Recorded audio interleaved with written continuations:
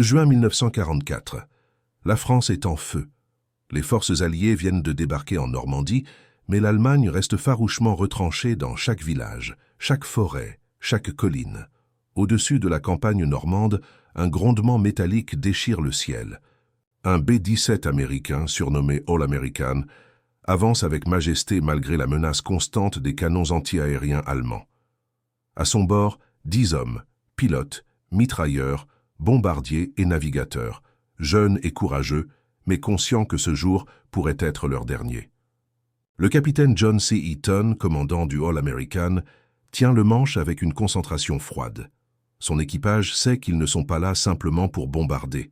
Ils ont une mission secrète, survoler les forêts et villages de la Normandie pour photographier une zone suspecte, un endroit où les Allemands pourraient tendre un piège mortel à une colonne alliée de 2000 hommes. L'avion décolle à l'aube depuis une base temporaire en Angleterre, traversant la Manche dans le silence pesant du matin. Les moteurs Wright Cyclone rugissent comme des bêtes sauvages. Le soleil se lève sur les côtes françaises, révélant les collines verdoyantes, les rivières sinueuses et les villages aux toits de tuiles rouges. Mais sous cette beauté, la guerre continue de gronder. Le capitaine Eaton ajuste la trajectoire. Son objectif est simple, atteindre la zone de reconnaissance, prendre les photos et revenir avant que les chasseurs allemands ne repèrent leur formation. Lorsque le All-American survole la forêt de Normandie, l'équipage aperçoit des détails étranges. De larges lignes sombres serpentent à travers les bois, presque invisibles depuis le ciel. Le photographe aérien déclenche son appareil avec précaution, et sur la pellicule apparaît ce que personne ne devait découvrir. Des positions de canons camouflées, des tranchées fraîchement creusées, et un réseau de routes cachées par des filets de camouflage. Ce n'est pas une simple installation. C'est un piège. Une embuscade préparée pour intercepter la colonne alliée qui progresse vers le front. 2000 hommes sont en danger, et la seule chance de les sauver repose sur les informations que l'avion pourra rapporter. Alors qu'Eaton amorce son retour, le ciel s'obscurcit soudain sous l'ombre des Messerschmitt Bf-109. Les chasseurs allemands fondent sur le B-17. Les moteurs rugissent. Les mitrailleurs tirent, mais les balles sifflent à travers le fuselage. Une explosion secoue l'appareil. Un craquement sinistre retentit. Une aile est arrachée, le métal grince et le fuselage se déchire partiellement. Le All-American vacille. Le temps semble suspendu. L'équipage retient son souffle, la peur se lit sur chaque visage. Mais, contre toute logique, l'avion continue de voler. Une aile arrachée, une queue endommagée, et pourtant, il avance, fragile, mais déterminé. Eaton serre le manche. Son regard ne quitte pas l'horizon. Il sait qu'il doit atteindre la base, non seulement pour sauver son équipage, mais pour délivrer l'information cruciale qui évitera la mort de 2000 hommes. Chaque seconde devient un combat. Les moteurs tremblent, les câbles pendent, le métal hurle sous la pression. Mais Eaton, avec calme et maîtrise, guide l'avion à travers les nuages, esquivant les tirs ennemis, poussant le bombardier à la limite de ses capacités. Le navigateur, les yeux rivés sur les instruments endommagés, murmure les coordonnées de la base comme une prière. L'espoir et le désespoir se mêlent dans cette traversée périlleuse du ciel normand. Le ciel normand se transforme en un champ de bataille aérien. Le All-American, déjà endommagé, tangue dangereusement. Chaque rafale de vent ou explosion des canons anti-aériens fait vibrer le métal comme une caisse de résonance prête à se briser. Les moteurs fument et hurlent sous l'effort surhumain. À bord, l'équipage est silencieux, concentré. Le copilote surveille les instruments, qui ne répondent plus correctement. Les câbles du gouvernail sont endommagés et chaque mouvement du manche doit être mesuré avec une précision extrême. Un faux geste, et l'avion pourrait basculer, s'écrasant dans la campagne normande. Eaton, le visage grave mais déterminé, serre le manche avec une force presque surnaturelle. Il sait que le moindre relâchement pourrait être fatal. Les souvenirs de ses entraînements, de ses missions précédentes et des vies humaines qu'il doit protéger se mélangent dans son esprit. Mais il ne peut pas flancher.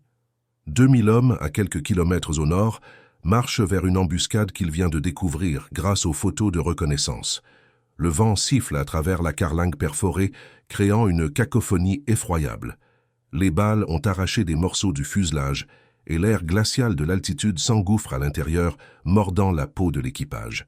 Le mitrailleur arrière, assis dans sa tourelle endommagée, jette un coup d'œil à Eaton. Ses yeux révèlent à la fois la peur et l'admiration. Personne ne parle.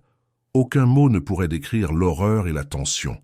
Chaque souffle est un effort, chaque respiration un défi contre la gravité et la mécanique brisée de l'avion. Les collines normandes défilent sous l'appareil. Eaton ajuste le cap avec une précision chirurgicale. Il sait exactement où se trouve la base alliée, mais chaque kilomètre parcouru est un miracle. Le bombardier, privé d'une aile, glisse presque latéralement, perdant de l'altitude. Les câbles grincent et menacent de céder. Pourtant, le All-American continue de voler. À chaque instant, Eaton corrige, compense, calcule. Il devient une extension de l'avion, et l'avion devient une extension de lui-même. Il n'y a plus de peur, seulement une concentration absolue. Les obus anti-aériens éclatent autour de l'avion, projetant de la terre et des débris de métal dans le ciel. Eaton se penche sur la carte de navigation, recalculant sans cesse le retour, tout en évitant les zones de tir ennemis. Le photographe aérien vérifie les films et les notes. Les clichés du piège sont intacts. La preuve de l'embuscade est là. Les 2000 hommes, s'ils parviennent à recevoir l'information à temps, pourront changer leur itinéraire et éviter une mort certaine. À un moment, un moteur flanche complètement. Une flamme jaillit de l'hélice gauche, illuminant le fuselage criblé de balles. Eaton ajuste l'inclinaison, stabilise l'appareil et engage une descente contrôlée vers la base. Chaque mouvement est critique. L'avion est instable, presque incontrôlable, mais il répond « miracle de l'ingénierie et du courage humain ». Au sol, les équipes de la base aperçoivent un point sombre à l'horizon. L'avion semble tordu, presque irréel. La carlingue est perforée, le nez est cabossé, et une aile semble manquer. Les hommes sur la piste retiennent leur souffle. Aucun pilote n'aurait parié sur la survie d'un bombardier dans cet état. Le All-American approche, vacillant comme un géant blessé. Eaton maintient la trajectoire avec une maîtrise impressionnante. L'atterrissage devient un balai dangereux. La vitesse doit être suffisante pour ne pas perdre de portance, mais faible pour ne pas casser l'appareil à l'impact. Puis, dans un silence presque sacré, les roues touchent enfin la piste. L'avion roule quelques mètres, tremble, puis s'immobilise. L'équipage, épuisé mais vivant, sort lentement. Aucun mort, aucun blessé grave. Le miracle s'est produit. Mais le plus important n'est pas seulement leur survie. Les photos de reconnaissance, précieuses et intactes, sont remises immédiatement au commandant allié.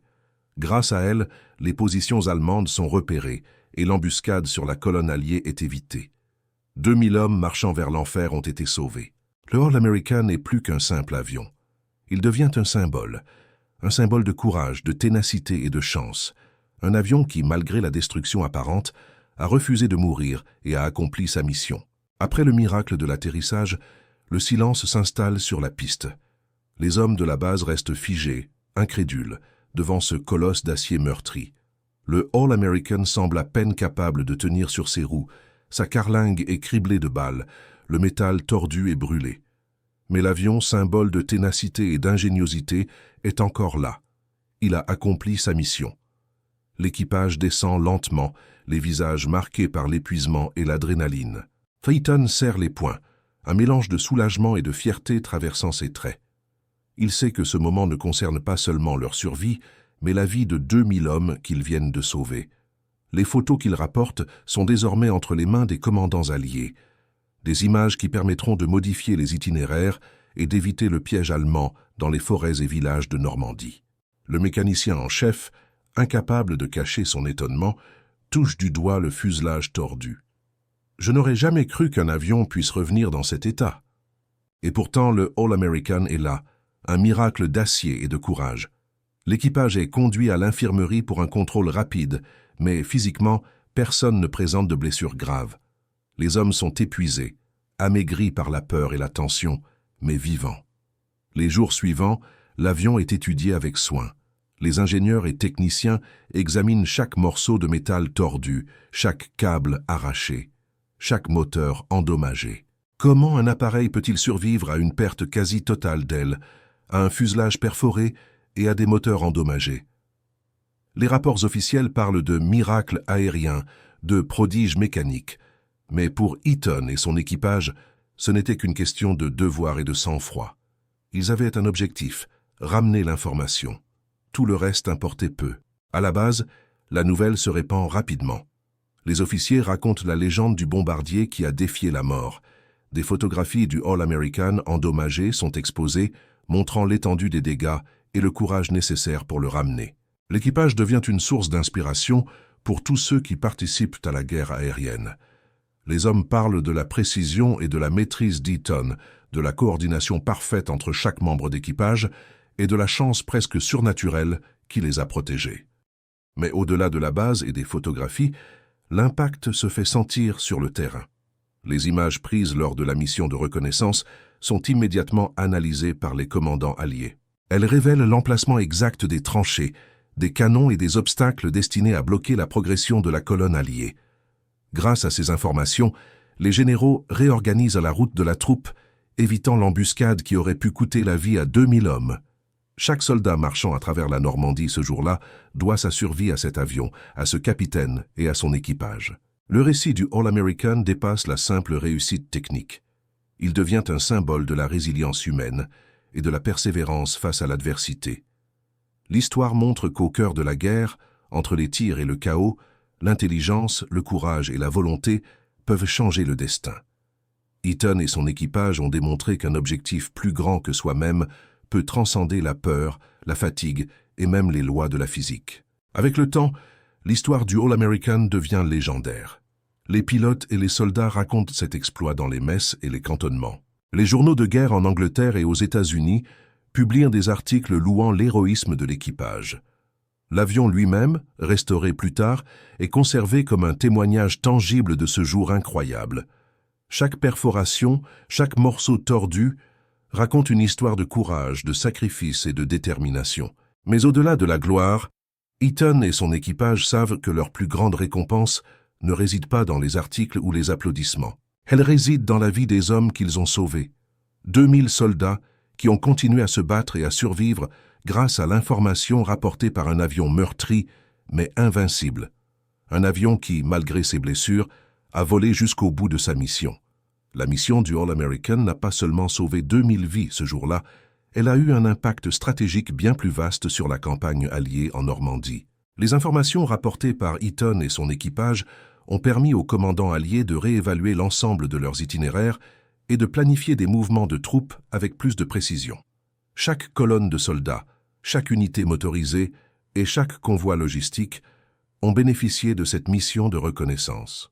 L'effet cumulatif a été immense. Des vies épargnées, des ressources préservées et une progression alliée plus sûre dans une région où la résistance allemande restait farouche. Dans les jours qui ont suivi, les officiers de la base ont tenu une réunion spéciale pour analyser les photos du All-American. Les clichés montraient avec une précision étonnante l'emplacement des pièges, des tranchées et des batteries anti-aériennes camouflées.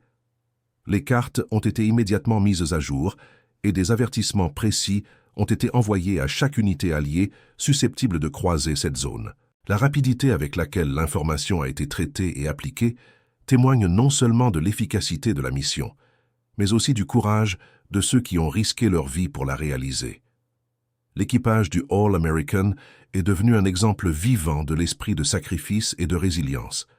Les hommes ont reçu des distinctions, des médailles et des témoignages officiels de reconnaissance, mais ce sont les vies sauvées qui constituaient leur véritable récompense. Eaton lui-même, humble et réservé, n'a jamais cherché la gloire. Pour lui, chaque décision prise en vol, chaque manœuvre risquée, chaque instant de concentration intense n'avait qu'un seul but, remplir sa mission et protéger ceux qui dépendèrent de son succès. La légende du All-American s'est rapidement répandue parmi les forces aériennes alliées. D'autres pilotes ont raconté comment un bombardier pouvait continuer à voler, même après avoir perdu une aile. Comment la coordination d'un équipage déterminé pouvait transformer un miracle mécanique en succès humain. Les instructeurs ont utilisé cette mission comme exemple dans les écoles de pilotage et les programmes de formation, expliquant comment le courage, la concentration et la discipline pouvaient faire la différence entre la vie et la mort, entre la réussite et la catastrophe. Mais l'histoire du All-American va au-delà des chiffres et des stratégies. Elle incarne le courage dans sa forme la plus pure. L'avion, mutilé mais volant toujours, est devenu un symbole de résistance contre l'adversité. Les hommes qui y ont servi ont montré que même face à une destruction apparente, la détermination et le travail d'équipe pouvaient produire des résultats extraordinaires. Chaque membre de l'équipage, qu'il soit mitrailleur, mécanicien, photographe ou pilote, a joué un rôle crucial. Aucun geste, aucun effort, aucun moment de concentration n'a été insignifiant. Dans les mémoires de la Seconde Guerre mondiale, le All-American occupe une place particulière. Son exploit rappelle à tous que la guerre ne se limite pas aux stratégies et aux armements. Elle repose aussi sur les individus capables de prendre des décisions audacieuses, de faire preuve de sang-froid face à l'impossible et de protéger des vies au péril de la leur.